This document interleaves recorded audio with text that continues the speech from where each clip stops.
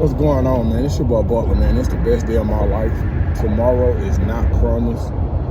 Go ahead and do your little dance while they still playing your song.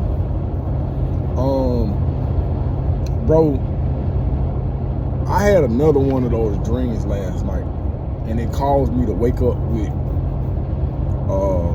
a sight of relief, if that there's a such thing. When I say one of them dreams,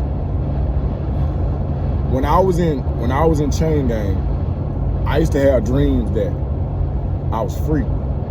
I used to be doing free shit, like taking my daughter to school, going in the refrigerator, just basic stuff. I could smell the grass, like I could smell freshly cut grass. And then I would wake up and I would be in prison.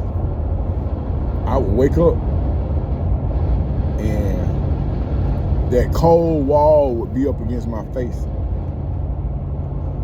I would wake up and feel like I wanted to die, bro. So then, when I came home, those dreams reversed. I could hand my hand off into some nonsense, and I would have dreams I was in Chain Gang. Last night was one of those nights, bro. I had then, for whatever reason, I had then shot somebody with my AR-15. I don't know how I had. What I do know is that I was in the wrong, and because I'm always reminding myself that to do anything that is not legal, bro, it's gonna be weird. Especially when you think that you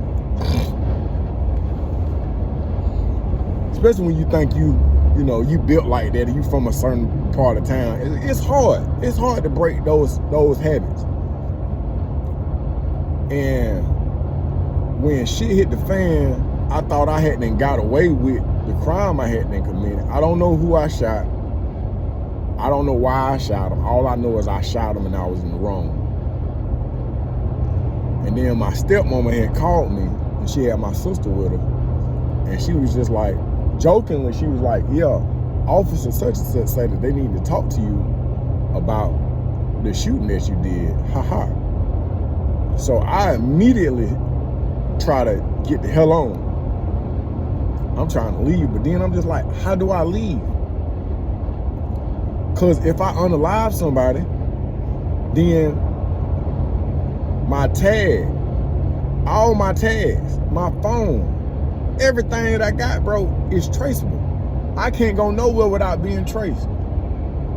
I can't do nothing. The only way I can do that is leave my phone, leave my vehicle, and start walking or hop on the bicycle. But guess what my neighbor got?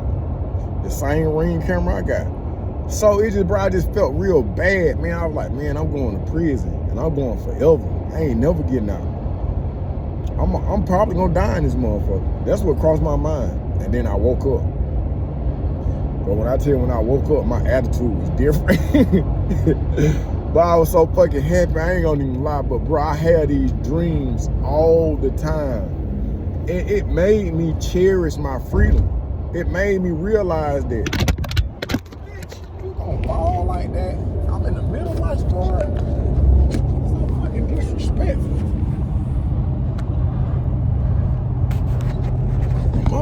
Alright, we ain't gonna stop the story. We're gonna keep it going. I'm gonna slide that bitch right back on there. Slide it right there. On button. Fuck this up.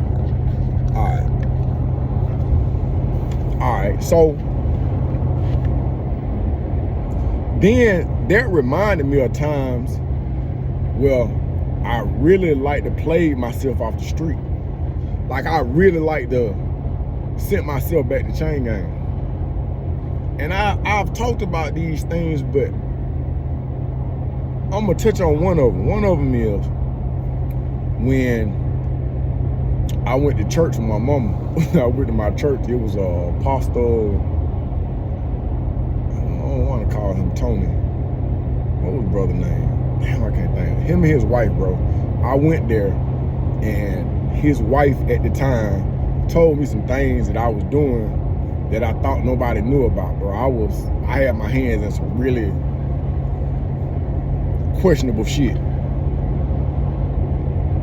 And she came to me and, bro, she told me everything. She said, man, if you keep doing what you're doing, them little 10 years you did gonna seem like a weekend. She say, you gonna go to prison and you ain't gonna never come home. That's what she said. She said, you gonna go to prison and you never gonna get out if you keep doing what you're doing. So, it scared me. It scared me to the point where I had to change my lifestyle, bro. Bro, it changed. The neighborhood I was living in, I was living comfortably, like on some dope boy shit, but I wasn't selling dope. But I was, to not talk myself back into a cell, I was down my T's and my dumb ass. Yeah, I'm gonna say that I was down my T's and crossing my eyes, cause that's some retarded shit. That's what I was on. But I thought I was good, cause I think I'm smarter than most people. When she said that, there was no doubt in my mind that she spoke the truth. And you know, I listen to a lot of people. I talk to a whole lot of people. I've been involved in a whole lot of shit, from lawmakers to lawbreakers. And I listen to BS at church, in the chain gang. I listen, bro.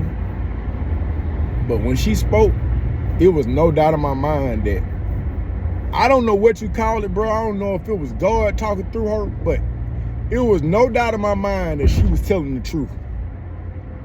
And whatever I was doing, bro, I was doing it, and then I'm making the money. And every time I interacted with somebody, I thought they was the police. I was like, this bitch the feds. I'm gonna go down if I keep doing this. And so I began, like, it made me sick, because now every night I started dreaming about the chain gang. Vivid dreams. And I would wake up, bro, in cold sweats. People used to tell me that, like, bro, you be talking in your sleep. I'm like, girl, what you talking about? Man, you be talking and trying to get up and trying to fight something in your sleep. Man, I was not at peace. I was not at peace. Then I had a situation where I got down. When I say I got down, bro, could you imagine doing 10 years and thinking about putting a pistol on somebody? Okay, so here's the reality of the situation. In the state of Georgia, you got the SB 440, which is a mandatory minimum. If you commit one of these 7 deadly sins, you do your time and you come home and you go back for another 7 deadly sins, guess what?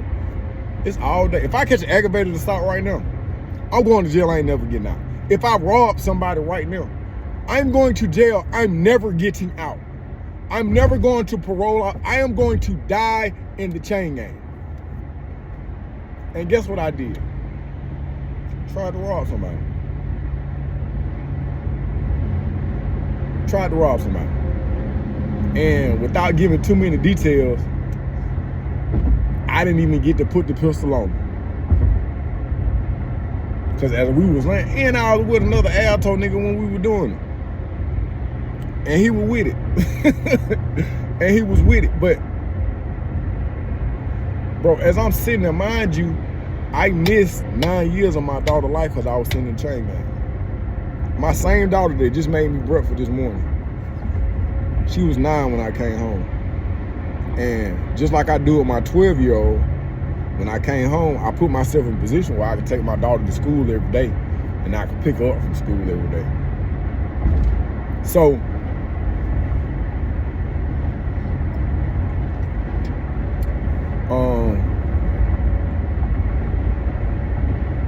as I was laying there, and we watching the dude that we about to rob, he do something unexpected.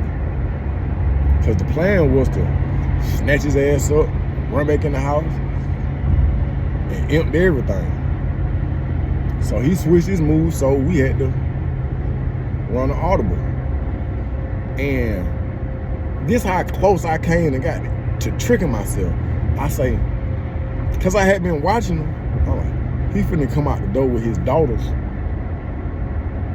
in a little bit. I say, we got to snatch everybody up, child. And we got to run back in there. My folk were like, bet, running. So that's what we were waiting on. The only thing that stopped me,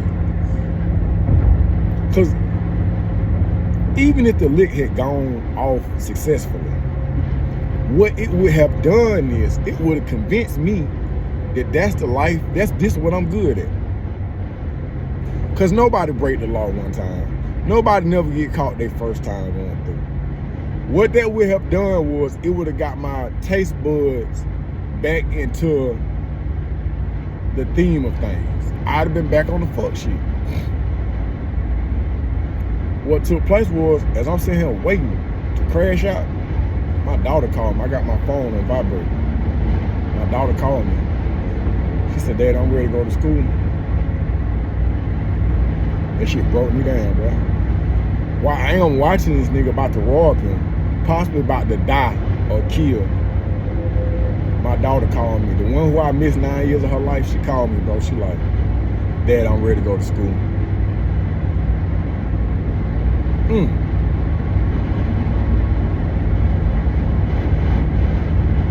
Hey, man. I never tried to rob. I never attempted. I never talked about that shit at the end. True story.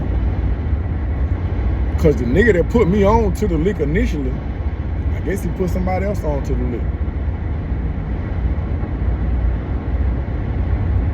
Without saying a whole lot, the dude who's going to get robbed is dead. One of the dudes that went to rob is dead. Then there's another guy who survived, who is charged with both his homeboy murder and the murder of the nigga who got killed, the dope boy. So my mindset is different, bro, because I done seen God bless my little stupid butt. And as long as I sat in that cell, I still didn't have the decency and the discipline to try to stick to my guns, bro. But when I went to that church and she told me that this was gonna go on, because I said, man, I had to convince myself it ain't about the group, it's about finessing. You got a fool ass mouthpiece, you gotta finesse your way out.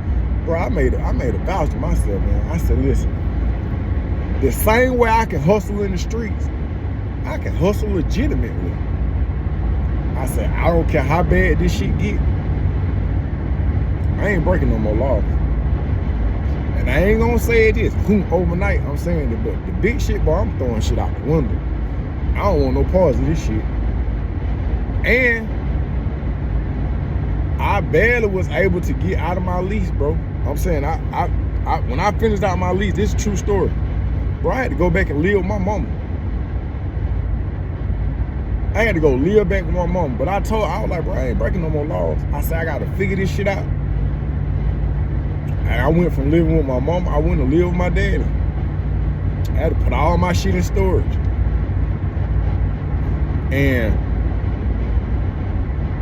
I remember one day, I guess somebody thought I had some money because I got signs on my truck. I'm putting signs on my daddy's truck. I don't know if the nigga knew. Nigga kicked my daddy door in, bro. Put the pistol on my stepmama and my daddy, bro. Robbed them, kicked their door in. I was living there at the time. Had I been at the house, shit would have went. Shit would have got weird. Shit could have got really weird. But I ain't even have my hands in it no more. I'm saying that to say, hey man, you gotta get as far away from this bullshit as possible. Cause you could not even be singing that song, but a nigga be bobbing their head to that same tune. You see what I'm saying? And that lady told me that what my ultimatum was, I stopped playing around. And I ain't saying it just went up. But if you can struggle in these streets, you can struggle in some legitimate shit. I'd rather struggle in some legitimate shit, bro. I'd rather have that anxiety than the anxiety of the shit that's on me. But today, I'm making this post because I feel like I got a renowned or renewed freedom, bro. I had one of them stupid ass dreams. And I was down because things was moving kind of slow. But when I woke up this morning, bro, I felt free. And I just started doing shit. Right now, I got a truckload of appliances. I'm headed to Warner Robins, man. It ain't gonna be no whole bunch of money. It's legit, though. It's legit. So I did what I told myself. You go do that. You still got calluses on your hand. You still working. The YouTube shit ain't blow up how you think it gonna blow up. But it will. You just gotta stay with it. So I'm gonna just do videos all the way down and all the way up. But guess what? I ain't gonna break no law. And to some people, that ain't no hard thing. But for some people, that shit is impossible. Some of this shit embedded in us, bro. Some of us, goddamn, we live and die by this shit. So if I say I ain't breaking the law and I really mean that, nigga, I'm not breaking no law, man. Hey, man, that is God at work. So if I see the light and I see what's going on, man, and I don't try to push you or push somebody else toward that, the fuck is I'm doing here? Why he spare me? Why I ain't sitting in that cell? Man, to the day I leave this motherfucker, man, I'm gonna be trying to help somebody else see what's going on. Because somebody done gave me a blessing. Moonwalk season gonna be here. I got a garage full of them. It's been weird because it's been cold outside, so I don't have that money coming in. My classes had been low, but shit, at the end of March and April, my classes pick up. So it be, but guess what? I see. I see how bad it could be based on my dreams and the visions and the shit that's going on. I don't want to be a part of the problem. I want to be a part of the solution. That's what's going on with this page, man. A lot of the prison stories, they're going to be on my other page, Stay Out of Prison. But this page is going to generate hope, man. It's going to be a weird transition, man, but I don't want to do prison shit on this page no more. The name of this page is The Best Day of My Life, man. Hey, man, act like it then. I don't want to keep talking about death. I want to talk about solutions. I want to talk about adding up. I don't want to talk about taking away. I want to add. So that's what I'm doing, bro. Strategically, effectively, obediently. That's it. Get in the comment section. Give me some ideas. Give me some shit to talk about. But it's got to end on a positive note. It's got to end on a positive note. The positive note for the day, man, is whatever you decide to do, you can do it. You just got to decide that you're going to do it. All you got to do is make the decision. Hey, my name is Butler, and today is the best day of my life. I'm out.